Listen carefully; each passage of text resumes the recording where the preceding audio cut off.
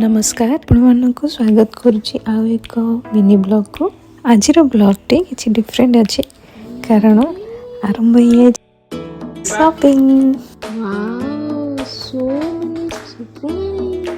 यह केवल शॉपिंग नुहे गोटे स्वप्नर प्रस्तुति जेहेतु प्रेगनेंसी डेलीवरी टाइम पाखक पड़े आसला तो से माँ माने मो आसुवा बेबी भी किसी शॉपिंग स्टार्ट हो जाए कहीं हॉस्पिटल बैग मत भी रेडी करार अच्छे। बेबी बहुत सारा जिनस आसी जाइए देखु पारे एत क्यूट खासकर बेबी मान ड्रेसेस गुरा बहुत क्यूट होता है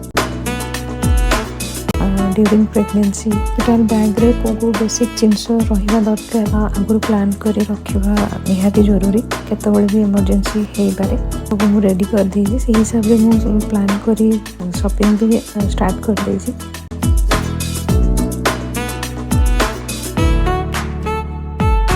हॉस्पिटल बैग चेकलिस्ट रो एक वीडियो जोटा कि मुझे खूब शीघ्र अपलोड करने को जाऊँगी डिटेल्स रे सब जिनस के माँ बेबी कौन कौन बेसिक जिनस हॉस्पिटल को नवा पड़े नेक्स्ट वीडियो आपको देखने मिले।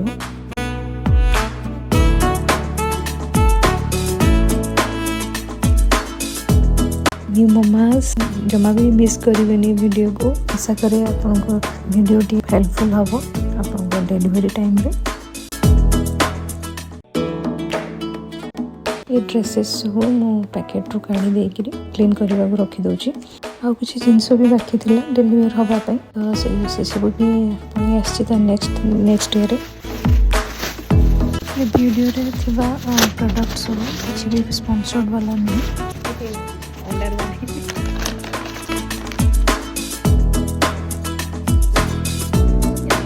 सब भी धोईक भल से पैक कर रखीदे।